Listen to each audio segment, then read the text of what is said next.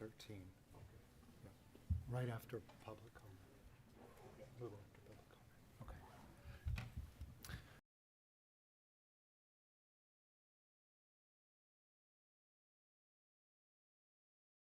And begin with the roll call. Member Wood? Here? Member Durrell? Here. Member Cornett? Here. Member Espericueta? Here. Member Girardi? Here. Student Board Member Gonzalez? And Student Board Member Salado? Thank you. We'd now like to do the Pledge of Allegiance. Student Board Member Ramon Salado will lead us in the pledge. And if you would all please remain standing for a moment of silence afterwards. Thank you. Ready? Begin. I pledge allegiance to the flag of the United States of America and to the republic for which it stands, one nation, under God, indivisible, with liberty and justice for all. Thank you. And we're going to have a moment of silence. It will now be observed for the Julius Corsini student who passed away this last week.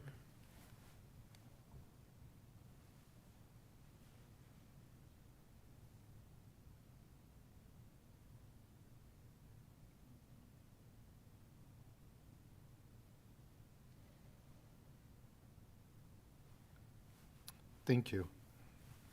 You may be seated.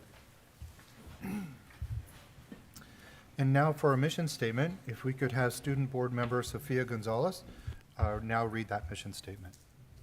All members of Palm Springs Unified School District are united in our commitment to equity. We create deep, meaningful learning opportunities, build professionalism, and engage parents and community to ensure success for all students. All students graduate with the skills, capacities, and confidence needed to succeed in a rapidly changing world. Thank you. Item number 7 is the reporting of closed session action items. Clerk Jarrell, were there any items to report? There were no items to report. Thank you. Item 8 is the approval of the agenda, and I believe we have a motion. Yeah, I'd like to make a motion to approve the agenda with the modification that we take item 16A and have that before item 13. May I get a second, please? Second. Thank you. All those in favor? Aye. Aye. Thank you. All right, special recognition. The governing board wishes to recognize and commend the following employees of the month for December 2021, and we have a few short videos produced by our student media interns.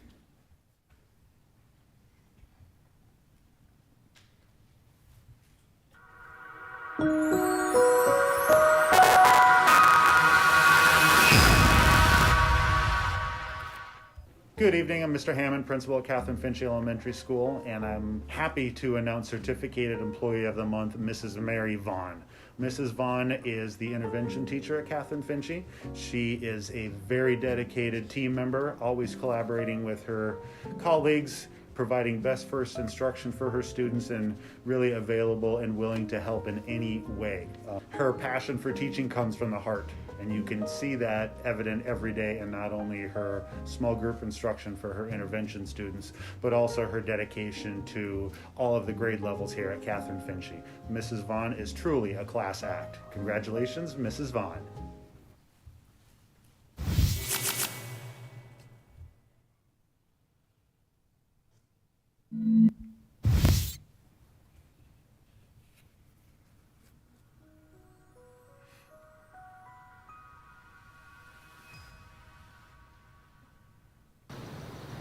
My name is Eric Antuna, and I am the principal of Agua Caliente Elementary School. And we nominated Miss Yadira Millward as our classified employee of the month for Palm Springs Unified School District. Miss Yadira truly is the heart and soul of Agua Caliente, and she is always there to support myself, the teachers, our families, our staff, students, anyone that needs help. You can see her always in the mornings working with anybody that needs support out at the bus areas in front of the school, making calls, getting together with our subs, doing all the things that we need. Anytime a parent needs help, she's there, ready, willing, and able to support our parents, as well as our teachers and myself. Again, she is the heart and soul of the school, and we love her so much.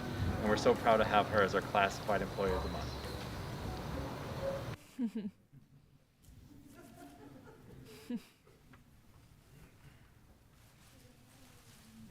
My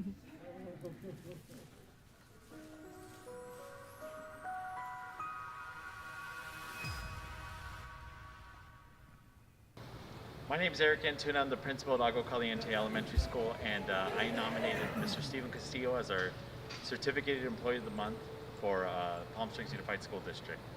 Mr. Castillo is our fantastic school counselor who works with all students and staff here at Agua Caliente and does an amazing job working with our kids.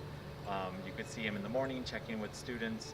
You can see him during the day working with students in small groups, working with our teachers and students in their classrooms, at recess, making outreach phone calls, and just doing everything that he can to help support our students with our mental health needs. We're so very happy to have him here, and we're so proud to call him our Certificated Employee of the Month.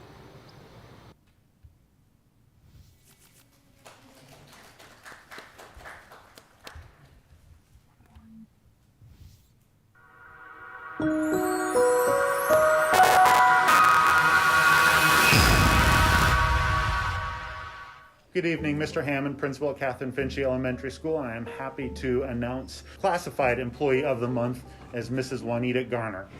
Mrs. Garner is a valuable staff member here at Catherine Finchie, providing not only small group instruction for our students, but also translating for parent meetings, to organizing our Black History participation in the Palm Springs Parade, to also organizing our Day of the Dead celebration previously this year.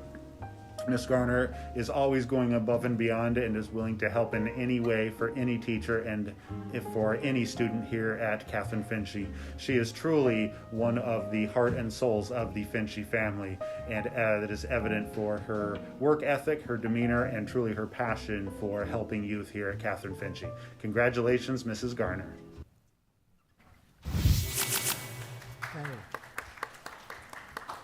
All right, Will Yadira Morin, Juanita Gardner, Mary Vaughn, and Stephen Castillo, please join board members Esperacueta and Girardi at the front of the room, please.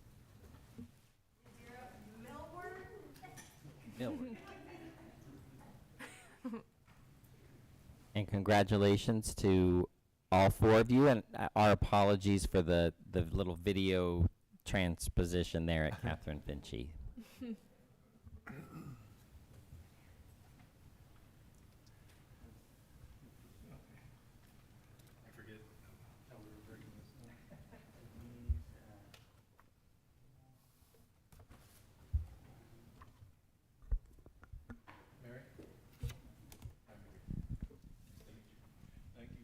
All you do. You certainly make a difference for our school district and our children and our students and our staff. We really appreciate it. Congratulations.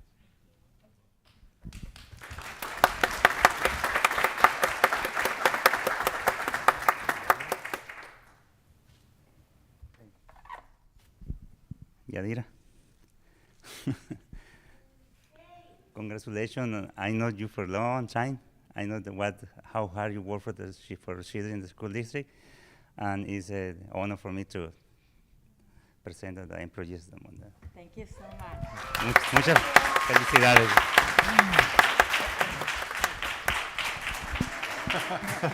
Thank you. Mr. Castillo? Well, I'll give you that first.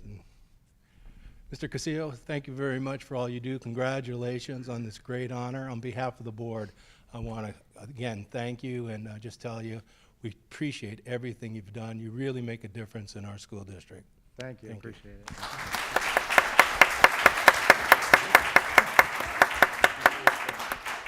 I know, Juanita, congratulations to you. I know that you work hard for those children, and felicidades, y te conozco que eres una buena persona. Gracias por todo lo que haces. Muchísimas gracias, Sergio.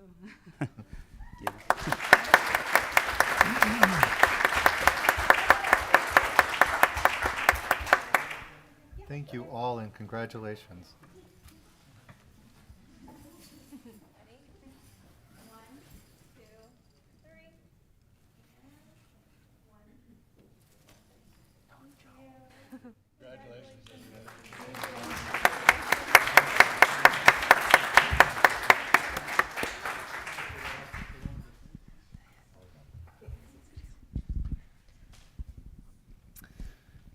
right. The governing board wishes also to recognize Aaron Graham, Carlston Family Foundation's Outstanding Teacher of America Award recipient.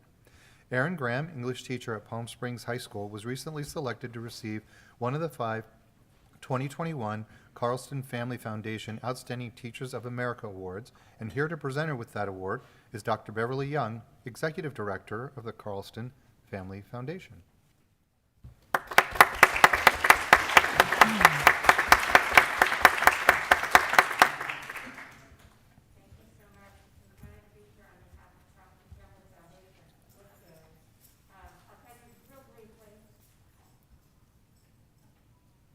Thank you.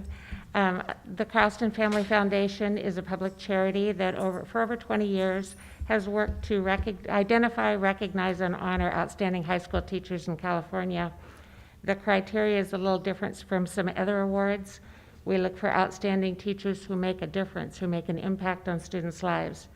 And so we search out former students who are either in college or have graduated from college who tell us about the impact their teacher made for them. One of the students who nominated Aaron is here with us, Montag Chambers.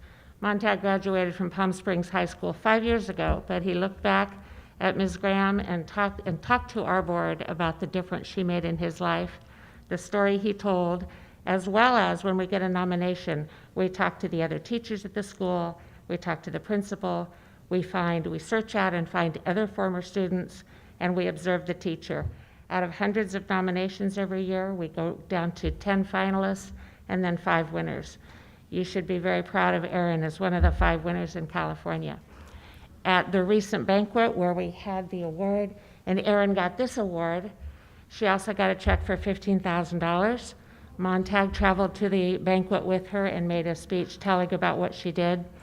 And the other part of the award is that Erin also gets a check for $5,000 to be spent at her high school. The catch is Erin gets to decide how it's spent at the school.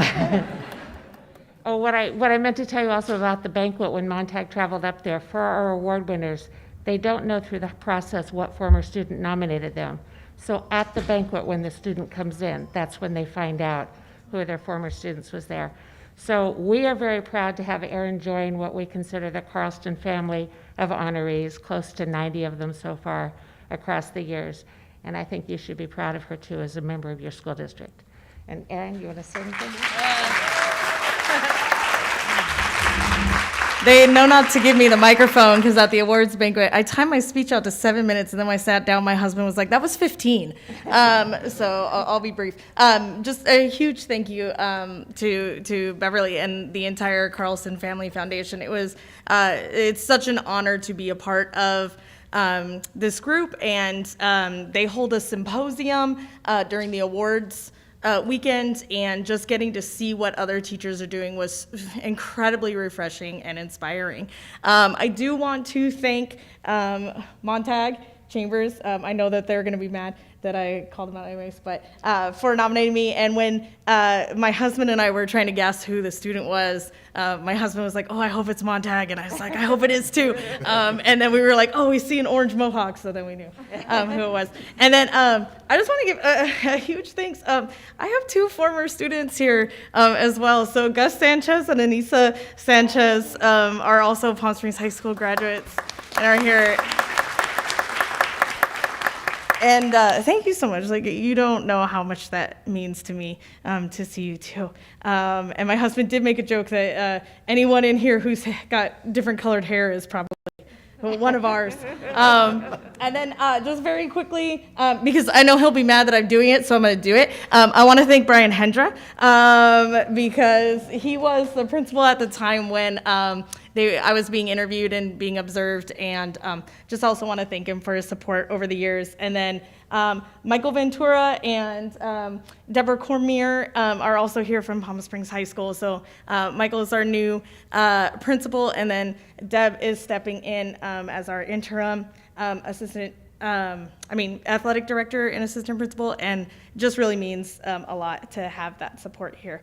And I really thank you, and I love working with you.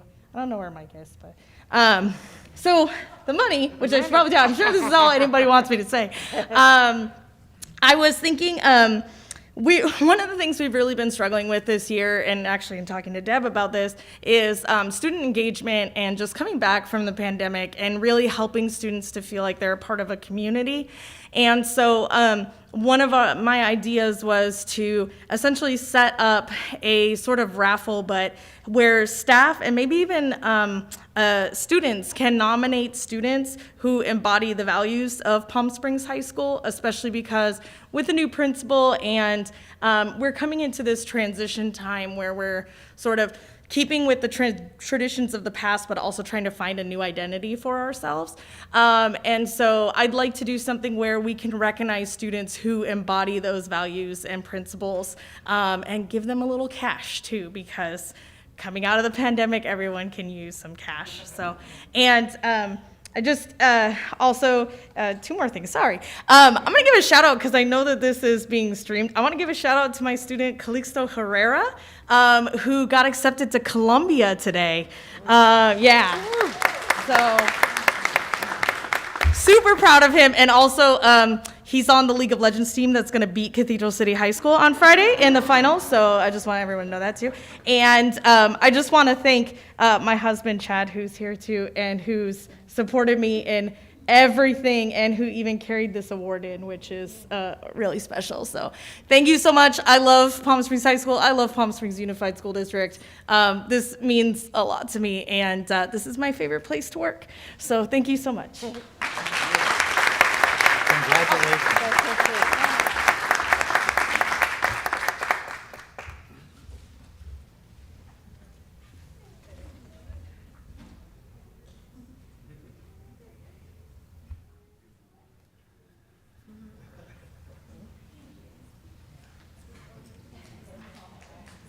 Congratulations.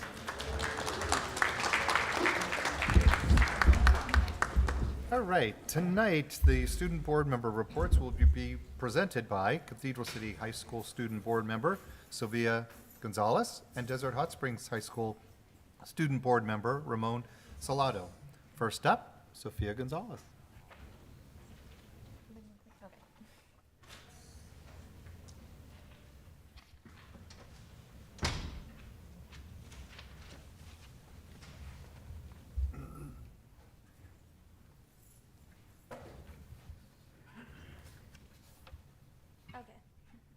And then okay, sounds good.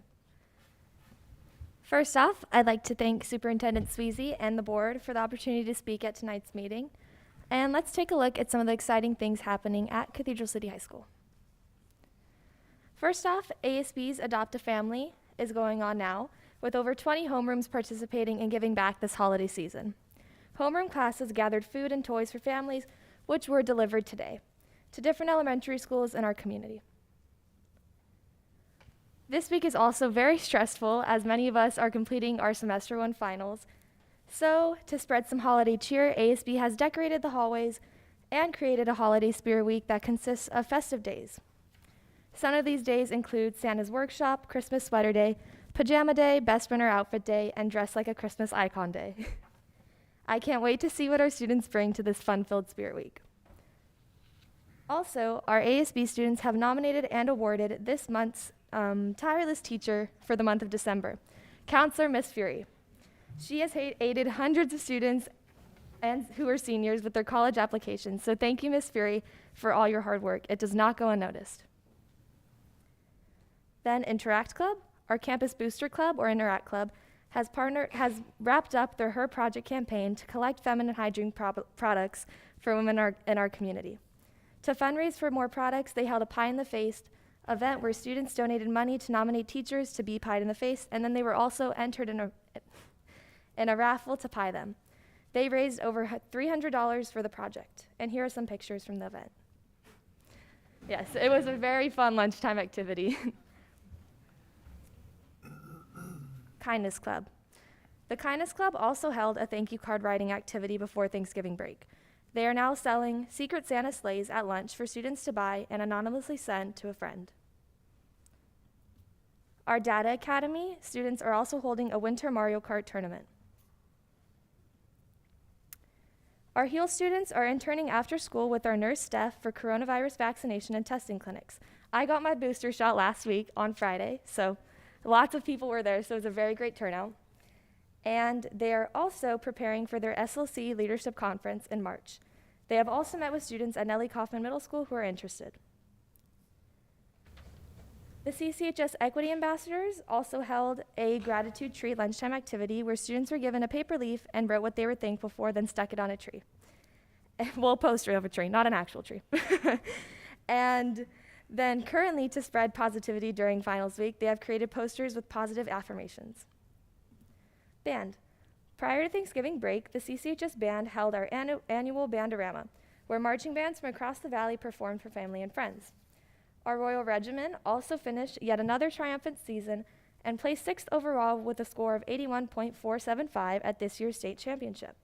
They also performed at this year's Lights Parade, which was downtown Palm Springs, along with our Ballet Folklorico and cheer team. All of our winter sports teams have begun league play and have had exciting matchups throughout this week. Tomorrow, our basketball, soccer, and wrestling teams are competing, so good luck to all of our Lions.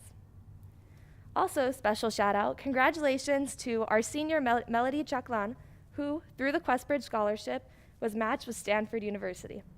We are extremely proud of our fellow Lion and cannot wait to see the amazing things she will do. It is an exciting time for Cathedral City High School students and staff as we wrap up the first half of our school year. I hope you enjoyed this insight about what is going on. Thank you and good evening.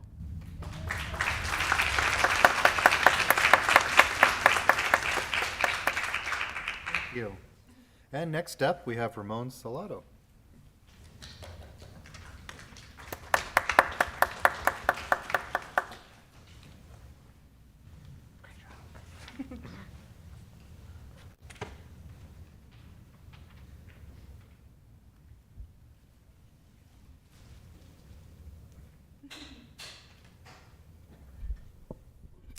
Hello everyone, my name is Ramon Salado. I'm the United Student Body Executive Board President at Desert Hot Springs High School, and I'm here representing my community at large of Desert Hot Springs with our November/December update for our district board presentation.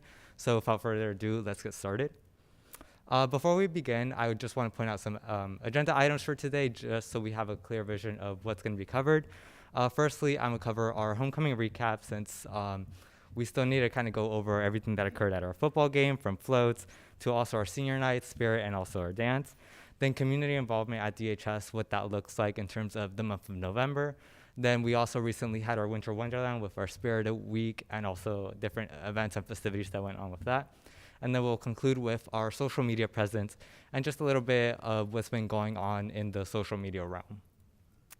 So let's begin with our homecoming recap. Like I mentioned previously, this is going to encompass senior nights, our football game, spirit, and also our dance.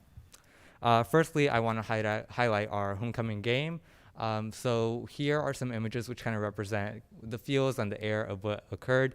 We have our YMCA spirit section. We also had the fortune of having a vendor at our game. It was a boba truck, and they actually sold out. So they had to leave early, unfortunately, but it was really nice for us to be able to support smaller businesses, especially during these tough times because of COVID.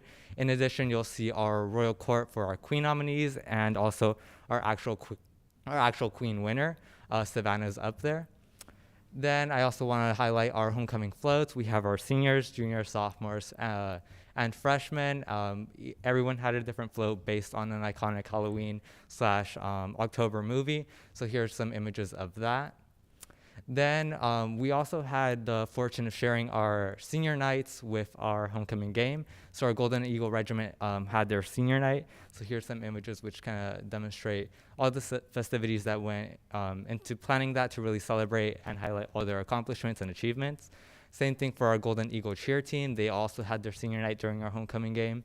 So it was really nice to be able to take that opportunity to recognize these last 4 years and their contributions to our school. Now let's move on to our Spirit Week and how that played out. I have a couple videos which demonstrate our lunchtime activities and also our Spirit activities. So we'll start with our lunchtime activities. Oh. Did they not work? Do I not play them? No videos? All right, I guess we're not going to have any videos, but we'll just keep going. we'll move on to our homecoming Spooktacular dance. So this was held the Saturday of our actual Spirit Week.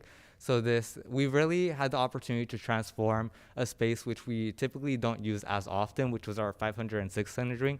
And we really, through lights, through all these different things, such as music, spotlights, by wrapping around Christmas trees, and by bringing a DJ setup, we really got the opportunity to encompass almost like a nightclub feel at our school, without like alcohol and all that, but it was really nice to be able to provide that for our students.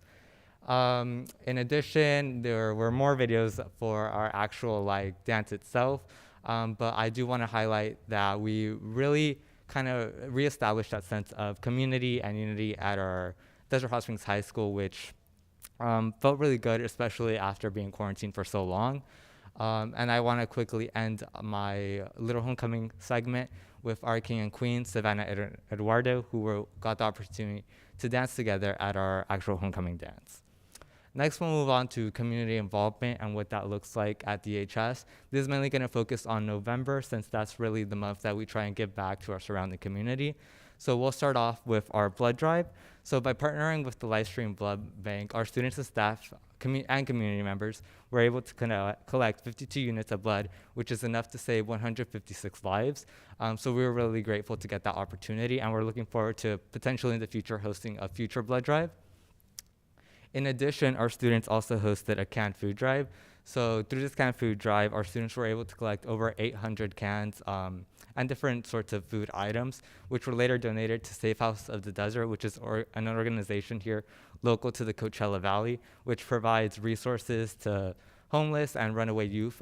So it was really special to start bridging that connection and really start establishing those links for any future fundraisers or other activities which we want to do in partnership with them. And here's some images of our actual pickup day. We had all of our USB officers, in addition with our Safe House representatives, come and collect all of our cans for the canned food drive. Then our students were also able to attend the Palm Springs Pride Parade. Essentially, a couple of our USB officers went to support our Color Guard and also our Golden Eagle Regiment. So it was really special to get the opportunity to really highlight diversity on our campus and to show our support for different communities within Desert Hot Springs.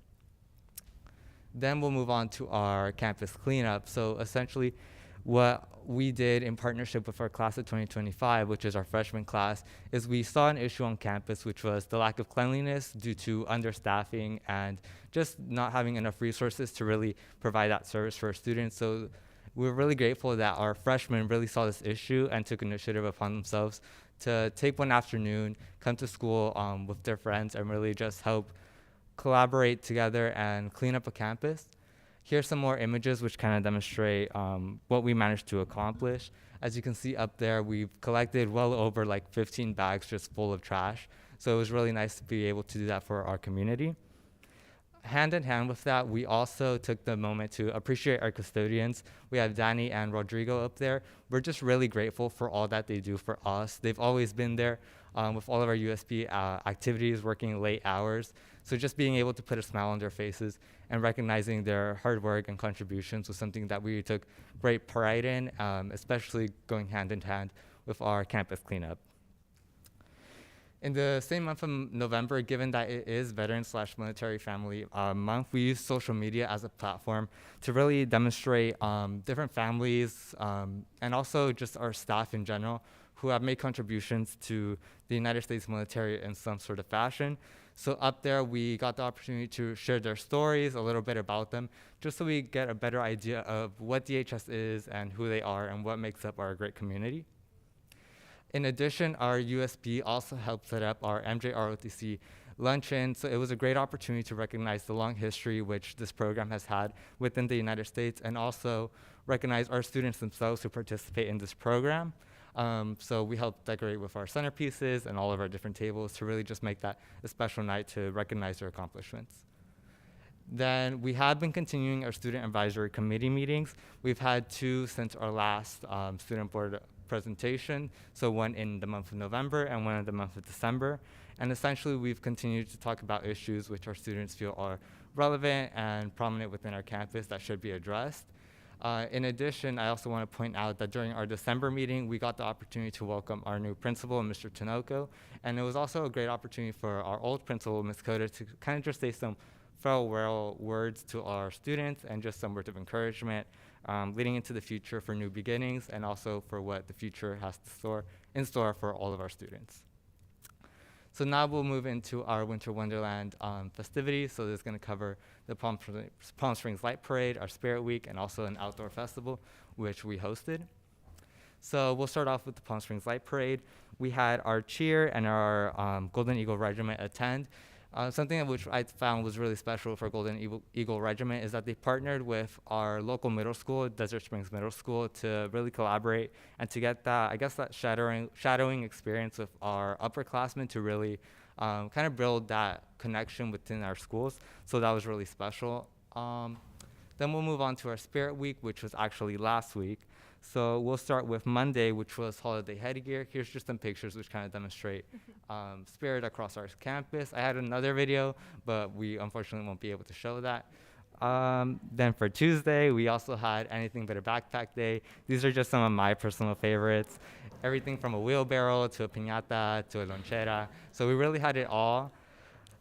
Then we'll move on to Wednesday. And Wednesday was also another really special day. We hosted our annual Ugly Holiday Sweater Day, and our teachers took their staff pick in the morning.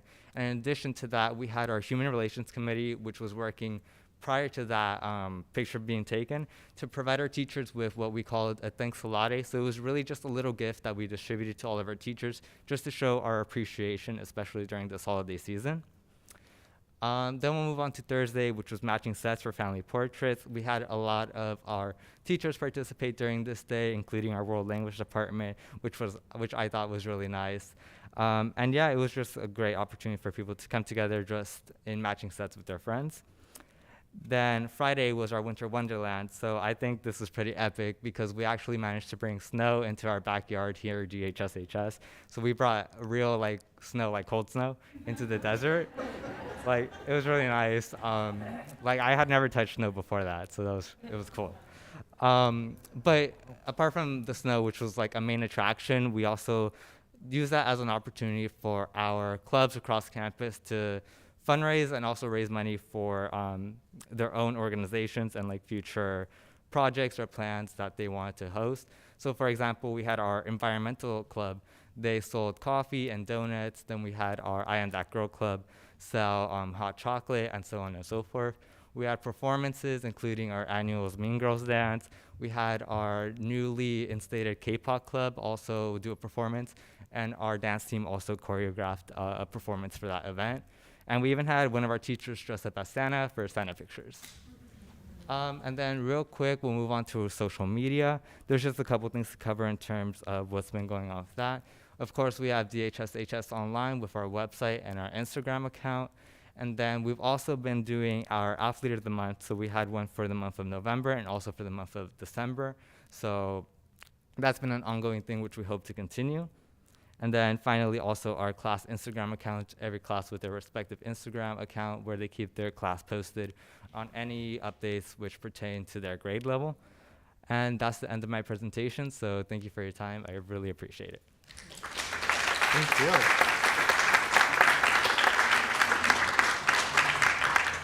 For those following along on the agenda, we've moved item 16A to this part of the agenda.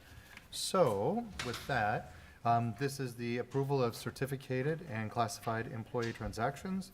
And Dr. Signoret, would you like to take us off?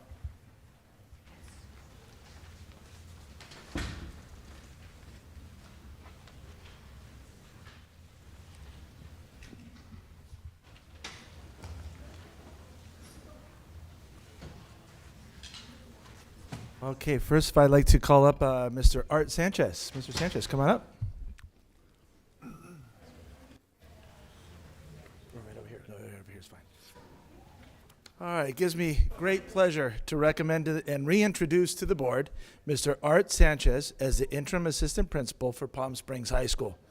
You will recall that Mr. Sanchez started his career with Palm Springs Unified in 2005 as the vice principal at Cathedral City High School, then assistant principal at both Desert Hot Springs High School and Nellie Kaufman Middle School.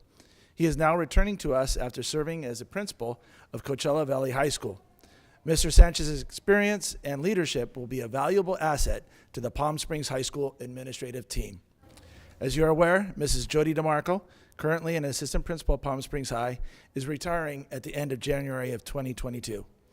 I'd like to take this moment to thank Mrs. DeMarco for her years of service and dedication to Palm Springs Unified. Of course, prior to her leaving,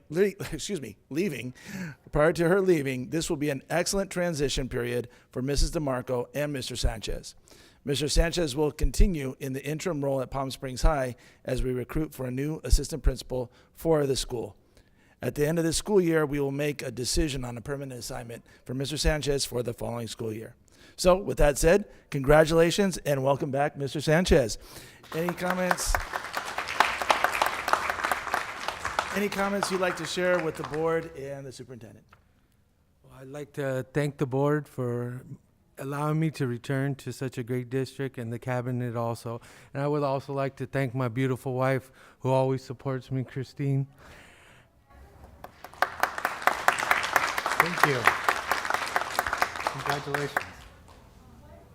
Next, I'd like to call up Bovany Patel.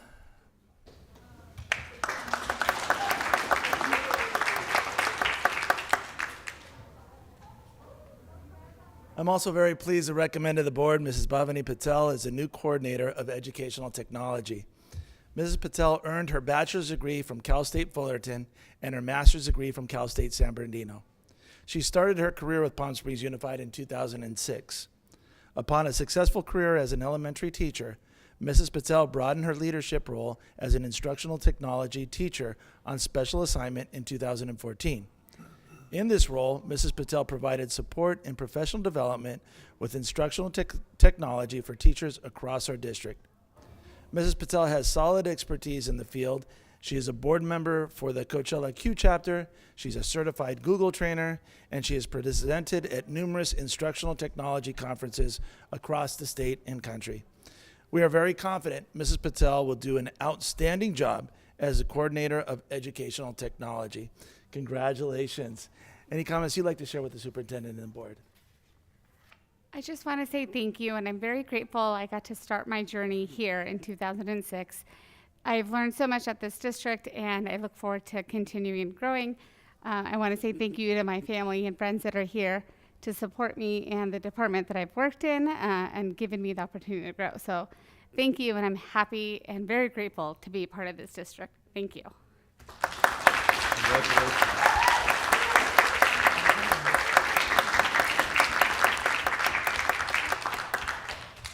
Okay, next I'd like to ask Mr. Abdul Buzrud.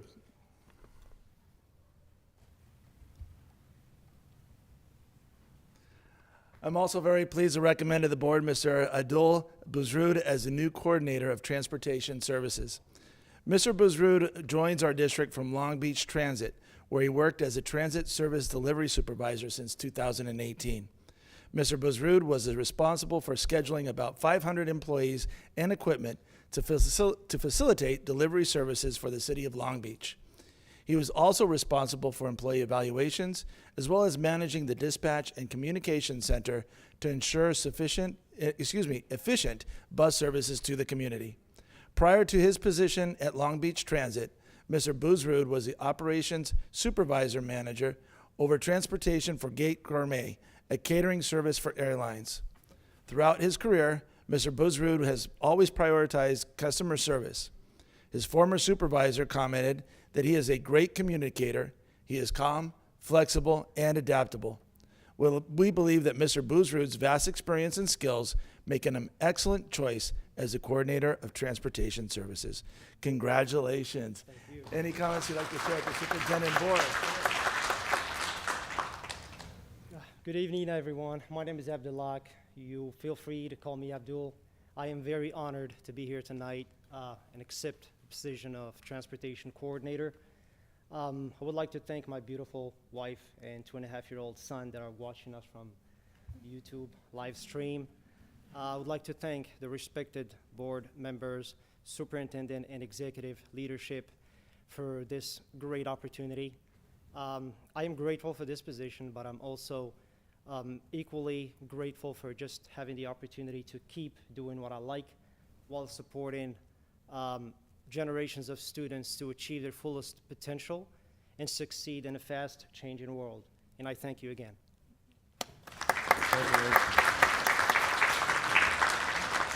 All right, can I get a motion to approve the following employment agreements? Employment agreement with Bovany Patel, Coordinator of Educational Technology, Salary Schedule 223, Column 4, Step 21, effective date December 15th, 2021, as well as employment agreement with Arthur Sanchez, Interim Assistant Principal at Palm Springs High School, Salary Schedule 215, Column 1, Step 21, effective date December 15th, 2021. And finally, employment agreement with Abdallah Buzrud, Coordinator of Transportation, Salary Schedule 31, Step 4, effective date still to be determined. May I get a motion, please? Move for approval? And a second? Second. Thank you. All those in favor? Aye. Aye. Thank you. Motion passes. And congratulations to all of you.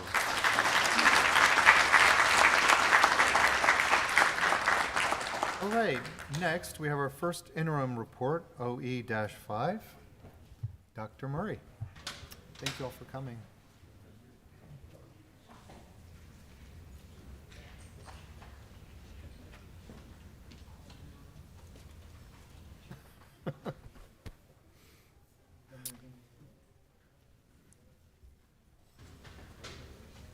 He did it to Good you evening. again, Brian. Excuse me? He did it to you again. Ran off the crowd. Well, actually, it's not bad. It's not bad. So I appreciate those sticking around. Before I begin, as customary, I'd like to thank and publicly recognize our Director of Fiscal Services, Peter Van Buskirk, for the work he and his team has done to, again, complete the first interim report on time. So, Peter, thank you.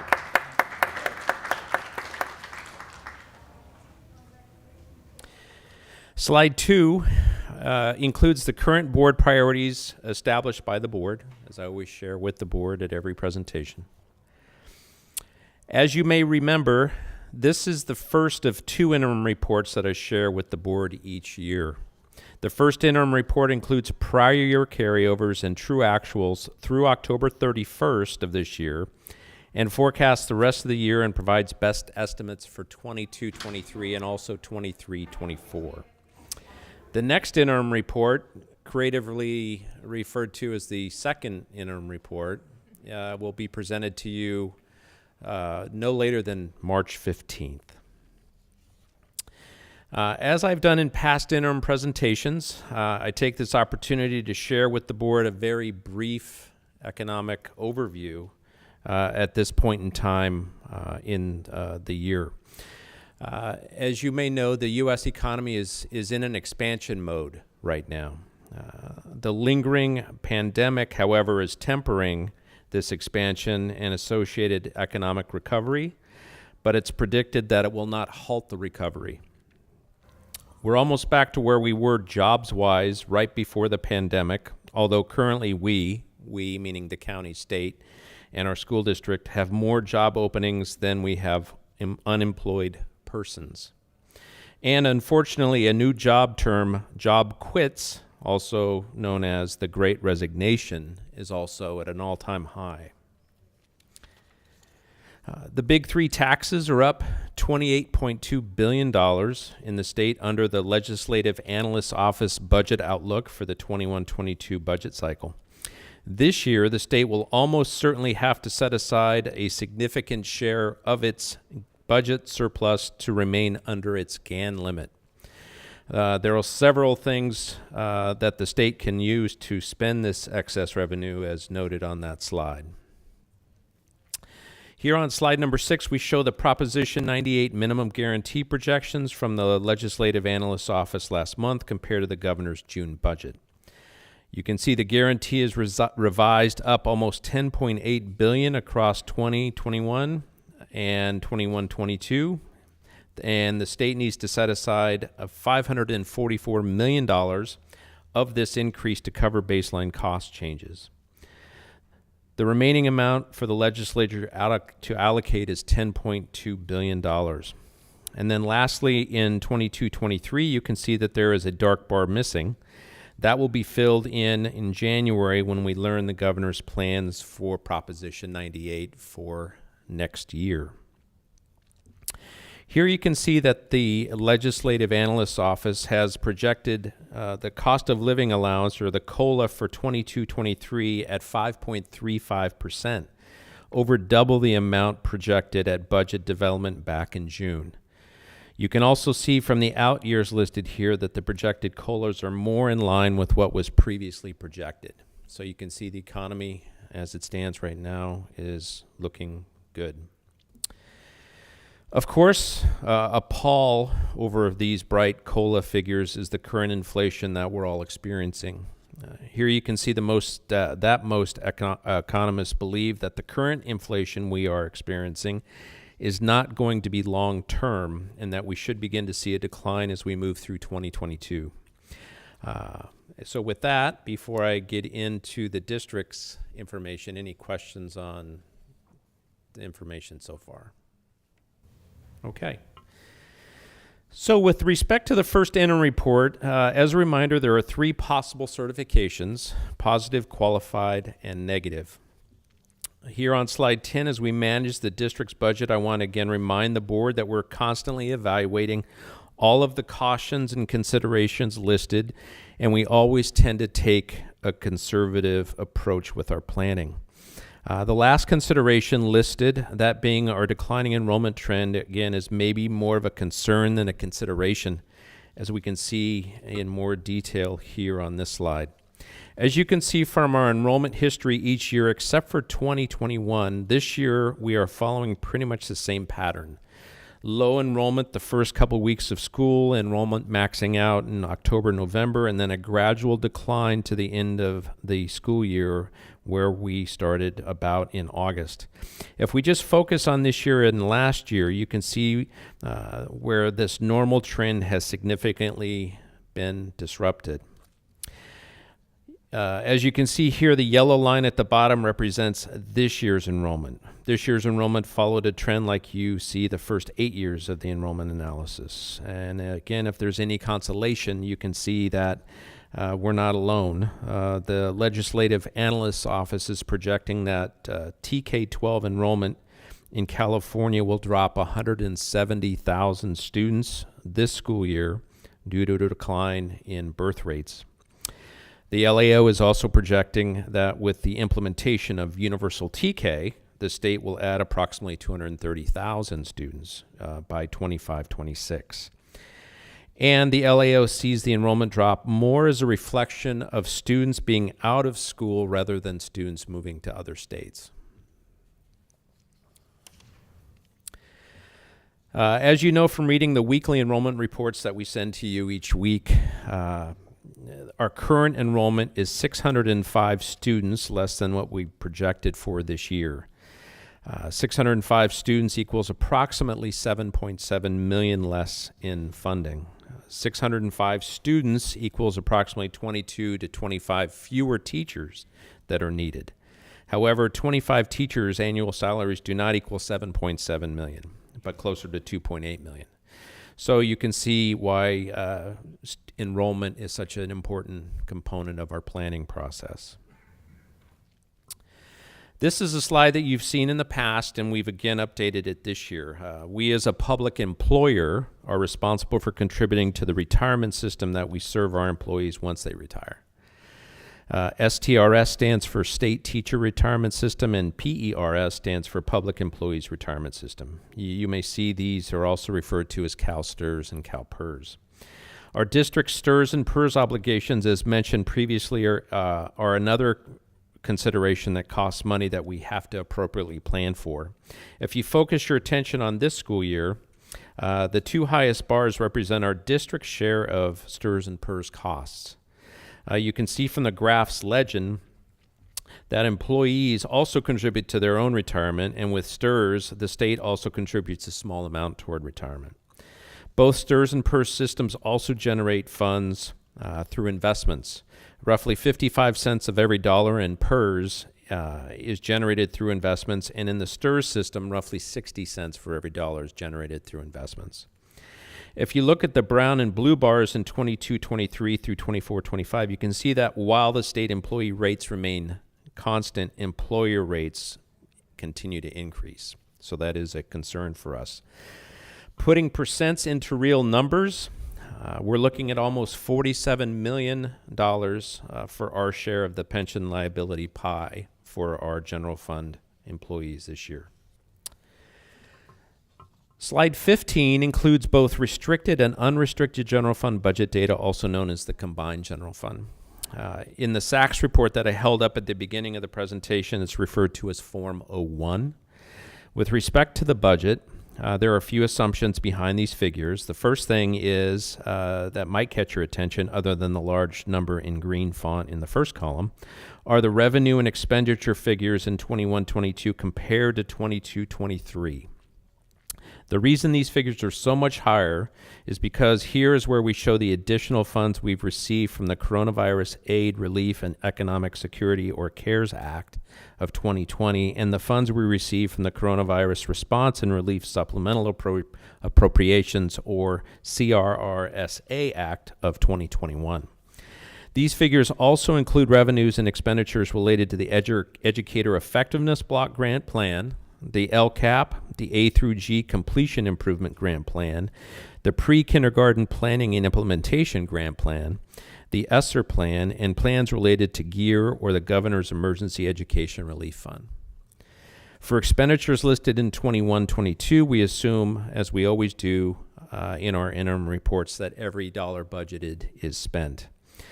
On the third row, you can see that expenditures are expected to outpace revenues by $3.3 million for this year at this point in time. Transfers in are from Fund 40, about $4.4 million for routine restricted maintenance and $1.95 million for classroom furniture replacement. And from Cielo Vista Charter, about $887,000 to support their special education program. Transfers out total $7.5 million, and about $250,000 of that is for the Teamsters benefit pools.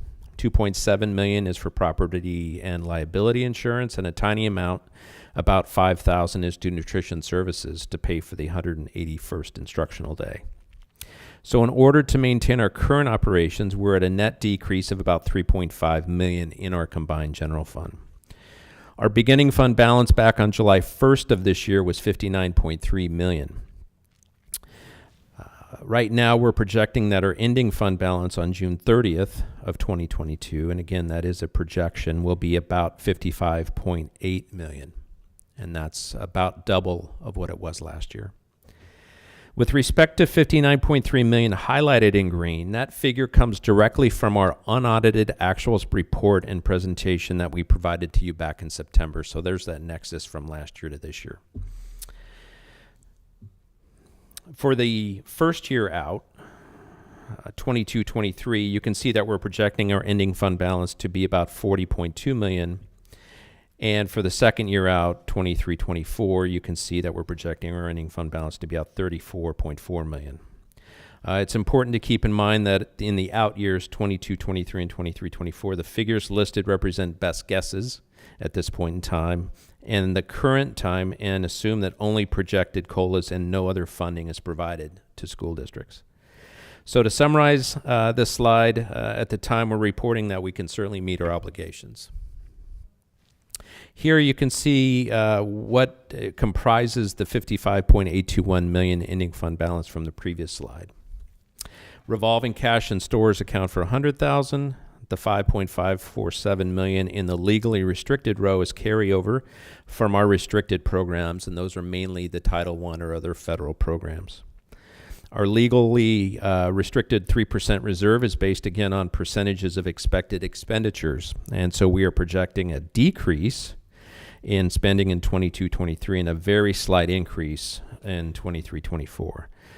So with our required projected reserves, we're also projecting our required reserve amount to decrease in 21-22. Our textbook adoption budget for this year is currently at $2.7 million, and our LCAP carryover is $26.99 million.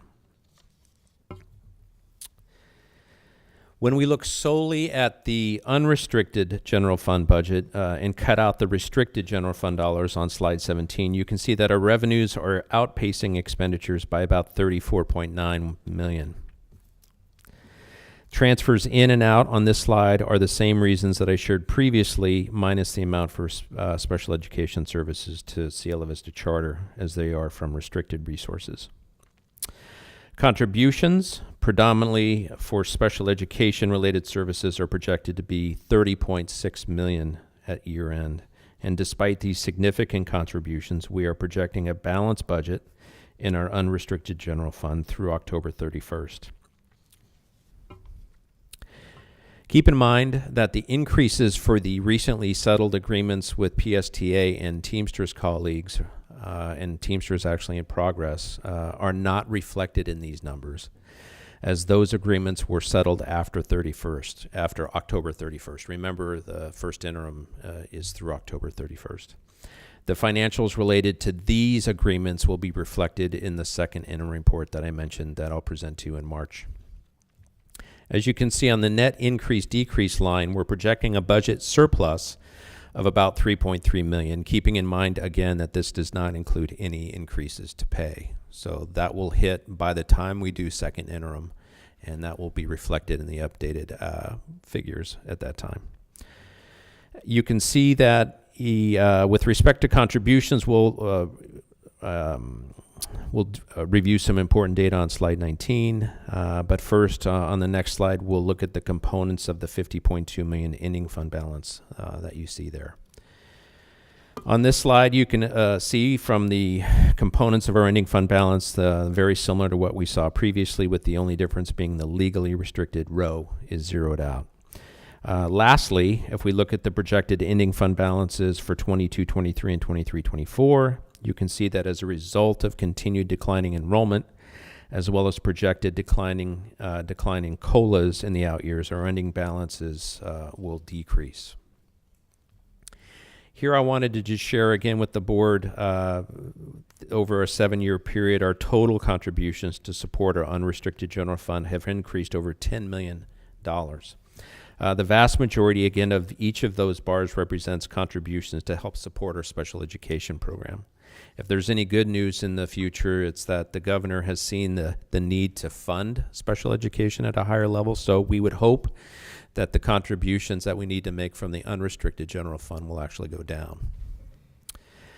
Taking a closer look at our expenditures here on slide 20, you can see that the first interim, our unrestricted general fund pie, is split into two pieces, 85.95% of it being spent on our people, and a little over 14% being spent on everything else. Taking a closer look at expenditures here, you can see that salaries take up 60% of the pie and benefits are almost 1/4 of the pie. In dollars, that equals about $145 million in salaries and about $62 million in benefits. You can see here that 10.85% or almost $26.25 million of the pie is for state teachers' retirement and PERS related costs. You can see that employer rates are listed next to the pie graph for this year, for 22-23 and 23-24.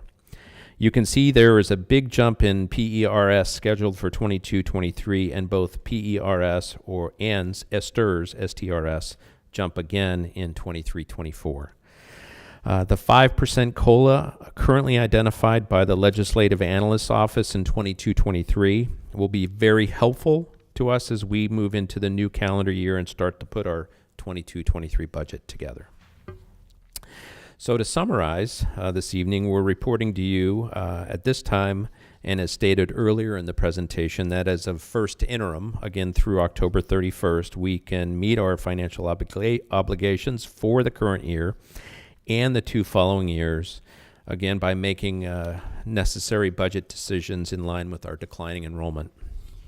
So that is my presentation for this evening. If there are any questions. Comments? No?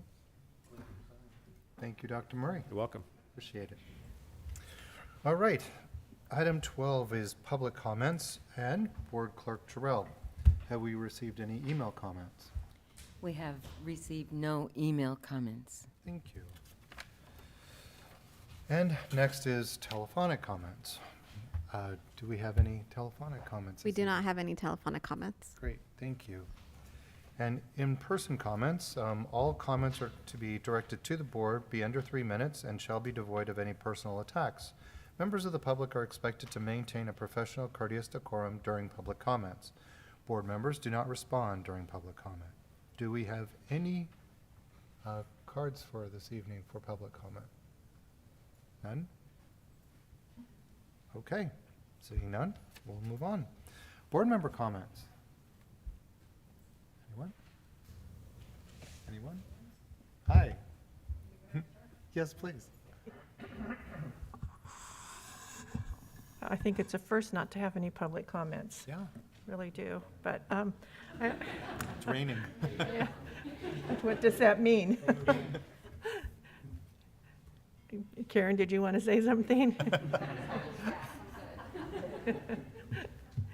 I just want to tell everyone how grateful I am for our school district, not only for the staff, the parents, the students, but also our administration and our school board members. The school board and our superintendent had the great opportunity to go down to San Diego and participate in the California School Boards Association conference, and really got to meet other boards and superintendents from different districts, and just to listen to their experiences with back to school in-person instruction in comparison to ours. And I really have to say thank you to everyone, because we are really, I think, blessed in our district.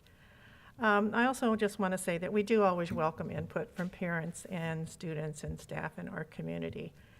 And another thing is just to say that we are continuing with testing for COVID and our vaccination clinics throughout our district. So again, I'd like to thank our nursing staff and also our administration and each school for having that available. I think that's it. Thank you. Thank you. Sure. Yes, I want. First thing I'd like to do, Oh, sorry, yeah. can I go? Is just offer my deepest condolences to the parents and the staff over at Julius Corsini Elementary School. I don't have a lot of words for it. Words can't describe that tragic event, but I think our hearts and prayers are with everybody involved in that. I'd like to thank our student board members for your excellent presentations tonight. It's always wonderful to hear what's happening at our local high schools, so thank you both very much for that.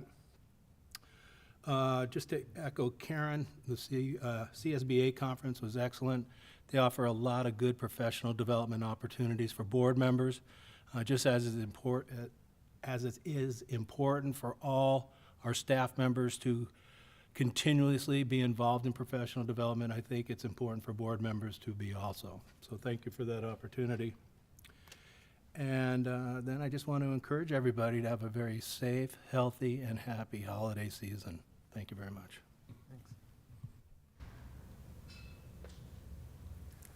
Yeah, and I want also to thank the administrator for giving me the opportunity to register me for to San Diego, to the education conference and trade show. I want to highlight what topic they cover in that convention and conference, and they cover, for example, community engagement and advocacy, equity and opportunity, funding and finance, leadership throughout governance, wellness and mental health, and also very complete trade show floor that we had the opportunity to talk with different vendors that provide services around the California state.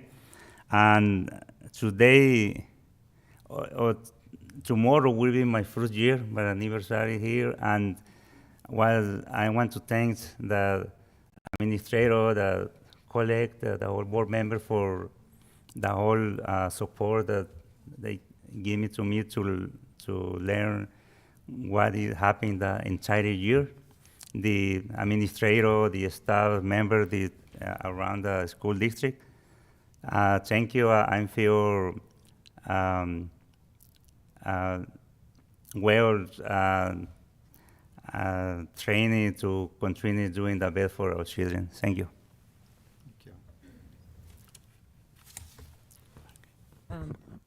First of all, I would like to show appreciation for Barbara Cruz from Catherine Finchy, a third grade teacher.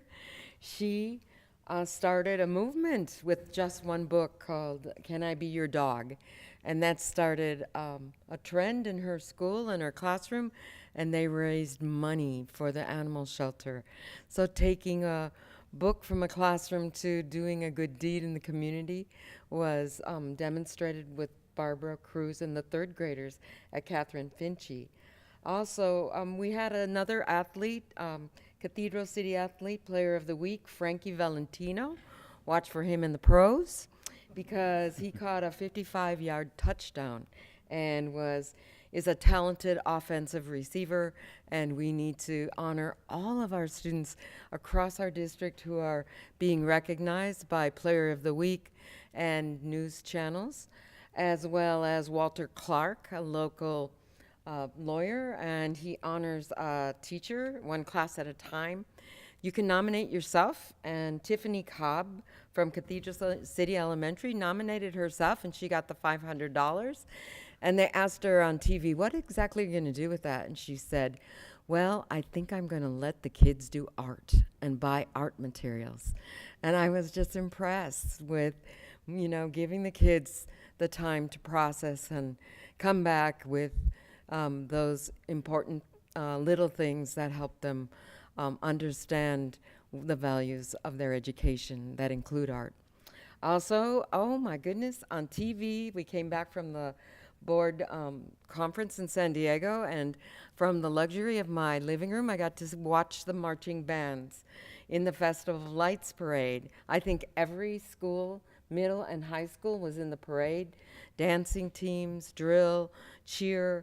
It was amazing to see everyone back on the streets there and at the Tamale parade in Indio. So to segue to that, I got to see Barry Manilow on Friday night. And guess who was there? MTU was there, and Tony's daughter. Solange was on the stage singing a finale with Barry Manilow. And so that was a real pleasant thing to see, the kids coming out. And the best part, Tony, was you could hear their voices in the finale. It was amazing to hear the voices of students and our students. So that was amazing. We have a foundation, quite a few events with the foundation and Alan Goodman going on. And we have a gift collection tomorrow, a Bad Santa event. And we're going to donate some toys tomorrow afternoon there. Blame It on the Mistletoe. Our district is in such great form and activity and so proactive across the districts. And we here on the board speak to all of you and appreciate all of your hard work, all the schools getting back into the swing of things. And it takes a lot of coordination and details to do all of that. So congratulations also to our new administrators across the district. And this is a world-class district, and we appreciate all that you do. Thank you. Thank you. All right, and now we will move on to Superintendent's report. Great, thank you, President Wood, and I will try not to repeat anything that our board members have already said. I do like each meeting to give you a little bit of a COVID update, and so I do need to share that in Riverside County, the numbers have started to go back up a little bit, and even here in Palm Springs, at our last board meeting, our district dashboard reported 18 students as having a positive COVID case, and as of today, it was at 44.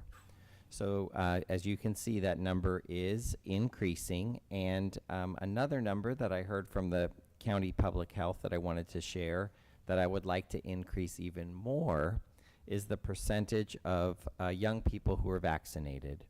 So in Riverside County, students over the age of 12 There are only 60% of the students in Riverside County who are fully vaccinated, who are eligible for the vaccine over the age of 12. And for the 5-year-old to 11-year-old group, that number is only 4% of students are fully vaccinated. So there's a long way to go.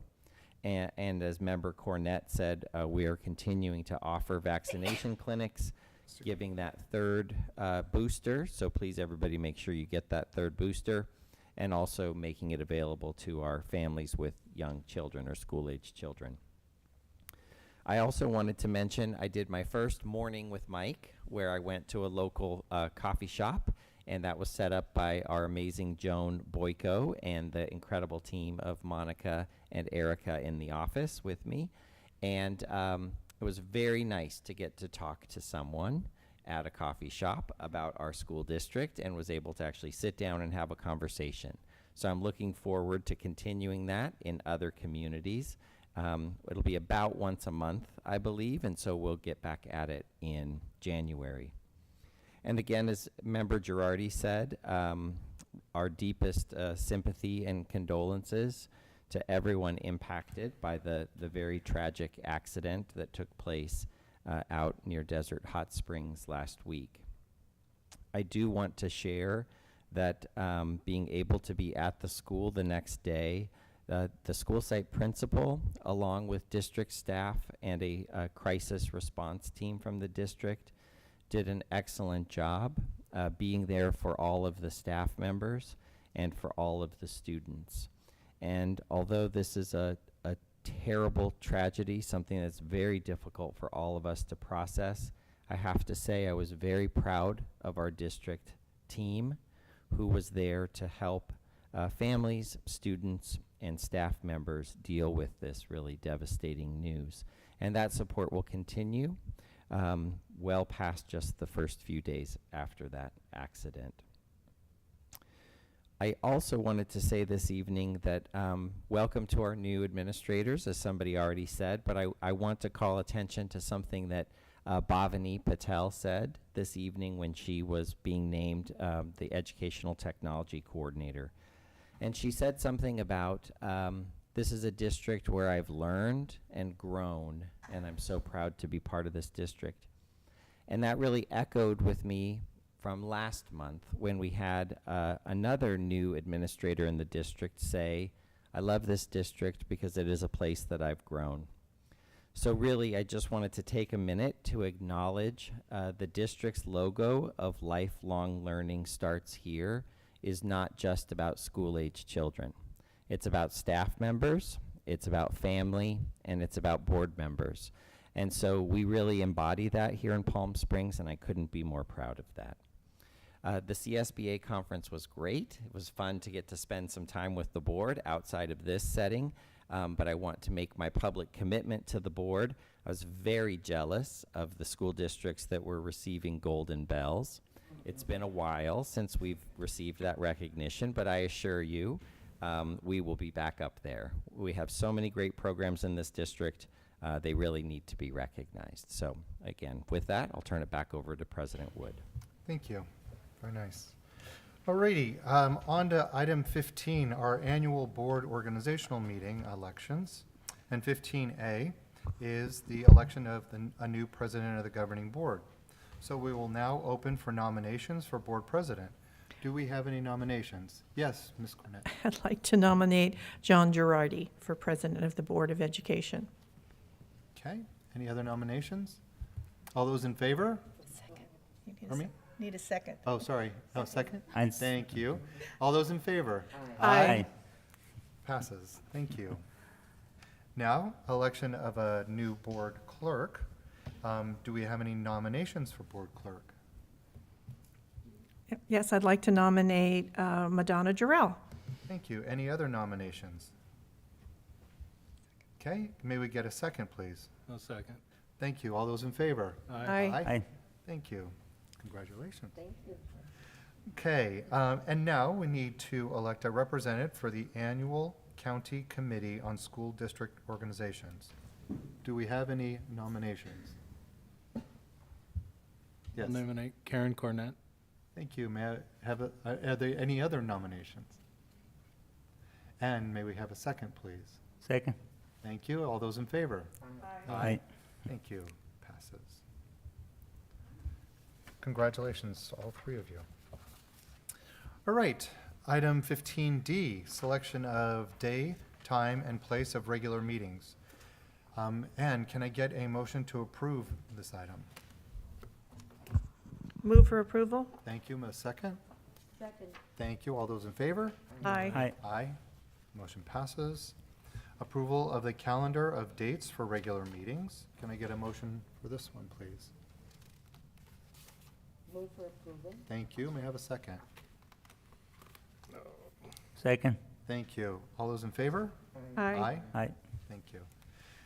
And next one, 15F, approval of certification of authorized signatures. May I get a motion to approve, please? Move for approval? Thank you. And a second? Second. Thank you. All those in favor? Aye. Aye. Motion passes. Thank you, guys. All right, now we're going to move on to 16 board action items.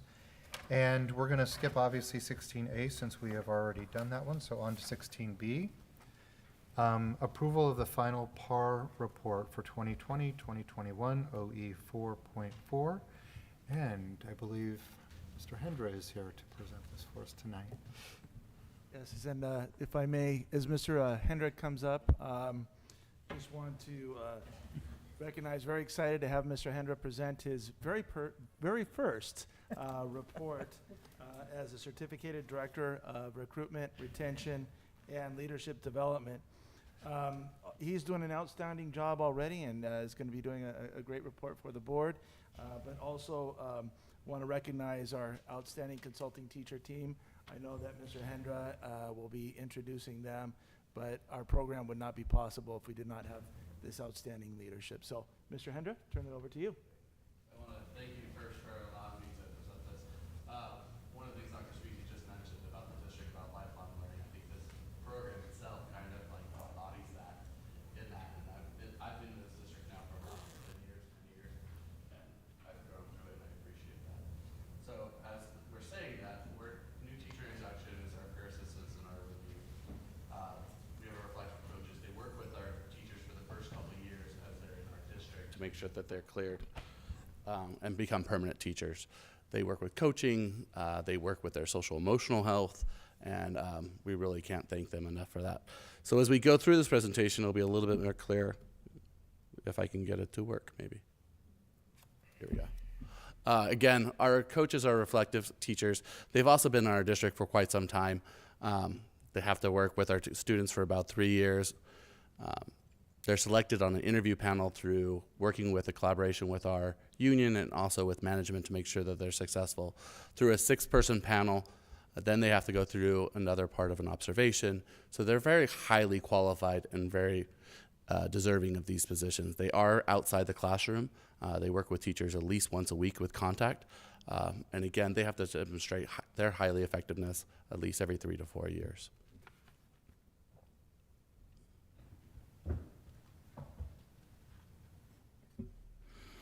Our consulting teachers are here tonight. Alexis Acker, she's returning to the team. Valerie Doherty, Jamie Dunn, Janelle Lowry. Marty is new to us because we've grown so much, as you'll see in the next slides. And Eddie Martinez is also returning. Again, they call themselves the best team in the district. They really are, and I'm just fortunate to be part of that. As we go through the induction process, it's contracted with Riverside County Education. It used to be called BITSA. It's no longer that. It's really to build that capacity in our teachers and making sure that they have the tools to really help our students and teach that first instruction as best as possible and make sure they have the tools to do a good job. As we've seen in the data, the more support we give our first year teachers, the more apt they're going to stay with us, and we don't lose our teachers that way. This team really does make sure that happens. Again, they help with their 4 inquiries cycle, with their initial assessments through the CSTPs. And again, they meet with those teachers at least once a week, and then countless text messages, emails, and at least one conversation a week with their team itself, just supporting each other. These are the numbers of the teachers that they're working with currently. As you can see, in 2020 through 2021, they had 91. We've grown to 129 teachers this year. A lot of that has to do with the fact that we had the learning loss, and we were making sure that we had enough support for those classes. We've reduced the class sizes throughout the district. You also see that we have one teacher in PAR this year, working with 12 interns, 7 in voluntary STEP program, 8 in an emergency credentials. Technically, the group that we're really working with is those induction teachers. As a district, we've chosen to support also those PAR, the interns, and the STEP, and the emergency credentials, which is outside the scope of what the Riverside County of Education does. Again, if we look at this year's group, we have 33 single subject and 48 multi-subject and 19 special education. Really with this program too is trying to keep those special education teachers, they're highly qualified, to make sure that we keep them in our district so we don't have to keep trying to hire more and more. Our STEP program is a collaborative process with our union that teachers can voluntarily sign up for.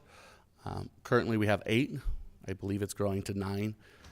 This again embodies that lifelong learning that teachers can go, hey, I need a little bit more support here. We have a program to help those teachers in that. And again, it's anonymous in the fact of they send a letter to the union president, it goes through human resources, and then we assign a coach. No one needs to know the fact that they're working with this person at that time. Really is to make sure that we have that collaborative process and an open door with the union to make sure that we're supporting as many teachers as we possibly can. We're currently supporting, again, 12 interns, 5 regular eds, 7 in, and 7 special ed. STEP teachers, again, we have 7 to about 9 teachers, again, as it kind of flows in and out. Because it is a voluntary program, they can sign themselves out. We also have our PAR assistance and review program, which happens through the evaluation process. If they get a do not meet or they go on an assistance plan, this group then does intensive support with them to make sure that they meet those standards so our students are getting what they need in the classroom.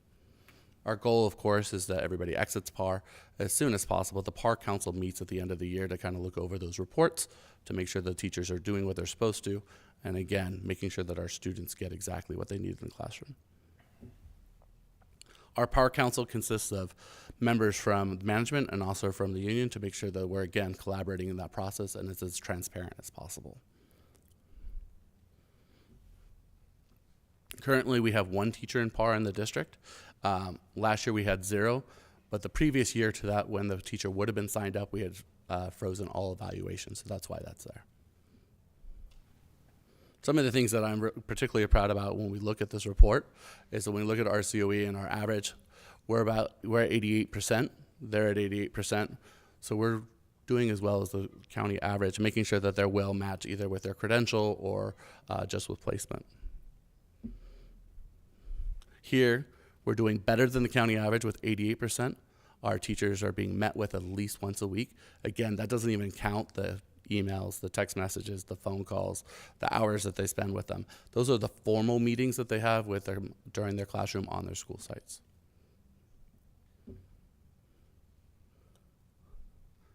Again, this is another one we should look at and be proud of. 72% of the teachers that are in this program see it as beneficial and that they really are helping them during their monthly meetings to make sure that they hit those inquiry-based lessons. If we look at this chart, in every single area, we are better than Riverside County on average. And just to look at some of these in general is just making sure that my coach is challenging me. They're interpreting my workplace expectations for me.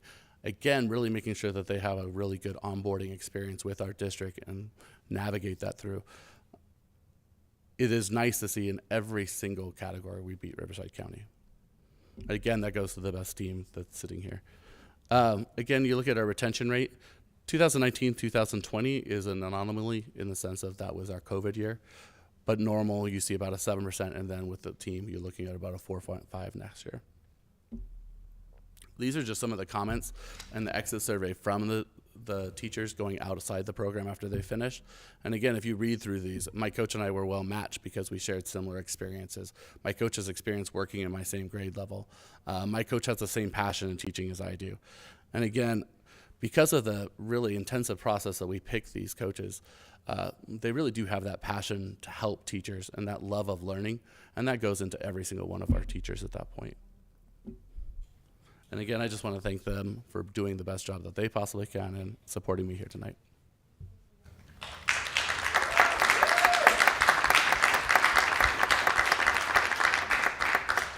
Questions? I do. Brian? Oh. Come back. I was hoping no questions. There was no comments tonight, so. Okay. So do the reflective coaches do 2 formal observations as part of their work this year, or is there more than, of course there's more than that. They do at doing least 2 modules, formal observations that they give feedback on, but typically more than that. More than that. And then in the schools, and maybe all of you could help, do you do walkthroughs, regular walkthroughs to see who needs support, who needs help? So the induction program itself is for our first 2-year teachers, and so that's just formalized and it helps them through the process to clear their credentials. So they're automatically assigned to that group. Through the evaluation process, we have PAR, where our administrators on campuses are doing informal walkthroughs and their formal observations, that through that process and the assistance plan, they could be signed up with this group also. And then also, depending on what the feedback is from the administration or even how the teacher's just feeling, they could also sign up because they're self-referring themselves as through the STEP program. And right now, the district is allowing coaches to go in person to meet with their candidates or their They go weekly to go meet with their teachers, and they're also doing in-person professional development at least once a month. Yeah, thank you. Ryan, I'm just curious. I know you haven't been on the job very long. The 2 teachers that were in PAR 2 years ago, did they have a successful exit?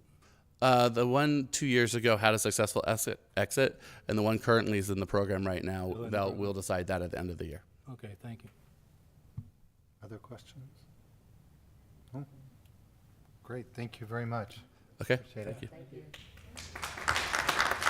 And can I get a motion to approve item 16B, approval of the final PAR report for 2020-2021 OE 4.4? Thank you. That was a motion. May I get a second, please? Second. Thank you. And all those in favor? Aye. Aye. Aye. Thank you. Motion passes. All right, 16C. Approval of the Educator Effectiveness Block Grant Plan 2020-2026 OE-10. May I get a motion to approve, please? I'll move it. Thank you. And a second? Second. Thank you. All those in favor? Aye. Aye. Motion passes. 16D, approval of positive certification of solvency first interim report for fiscal year 2021-2022 OE-5. May I get a motion to approve, please? So moved. And a second? Second. Thank you. All those in favor? Aye. Aye. Motion passes. All right, 16E, approval of addendum to assignment monitoring and review, SB 435, 2021-2022 school year, OE 4.4. May I get a motion to approve? Moved. And a second? Second. Thank you. All those in favor? Aye. Aye. Thank you. 16F, approval of budget increase and change order number 1 with Renova Energy Corporation for assessment, design, installation, operation, and maintenance of photovoltaic systems, and Mount San Jacinto High School and Rio Vista Elementary School agreement number C0003875, OE 12.7. May I get a motion to approve, please? Move for approval. Thank you. In a second? Second. Thank you. All those in favor? Aye. Aye. Thank you. Right, item 16G, adoption of resolution number 2021-2022-79, certifying independent study curriculum. May I get a motion to approve, please? Move for approval. Thank you. In a second? Second. All those in favor? Aye. Aye. Thank you. Okay, item 16H, adoption of resolution number 2021-2022-80, approval of income agreement 1008280 with Riverside County Superintendent of Schools for participation in Head Start and Early Head Start federal programs, OE 10.8. May I get a motion to approve, please? Move for approval. Thank you. Second? Second. Thank you. All those in favor? Aye. Thank you. Motion passes. And now 16I, and I believe for item I, approval of expulsion case number 2021-2022-020, recommendation and findings of fact and conclusions of law, OE-11. And I'll move that with the following modification, that it'd be a full expulsion in the fall semester and a suspended expulsion in the spring semester. Thank you. May I get a second, please? Second. Thank you. All those in favor? Aye. Aye. Thank you. Now, approval of expulsion case 2021-2022-021, 2021-2022-022, and 2021-2022-023, recommendation and findings of fact and conclusions of law, OE-11. May I get a motion to approve items 16H, no, sorry, 16J, K, and L? Move to approve. Thank you. And a second? Second. Thank you. All those in favor? Aye. Aye. Thank you. All right, on to superintendent consent items, 17A through 17L. Can I get a motion to approve those consent items? Move for approval. Thank you. And a second? Second. Thank you. All those in favor? Aye. Aye. Thank you. Motion passes. Now, let's see. Board consent items, approval of meeting minutes for November 23rd, 2021. May I get a motion to approve? Move for approval. Thank you. And a second? Second. All those in favor? Aye. Aye. Thank you. Motion passes.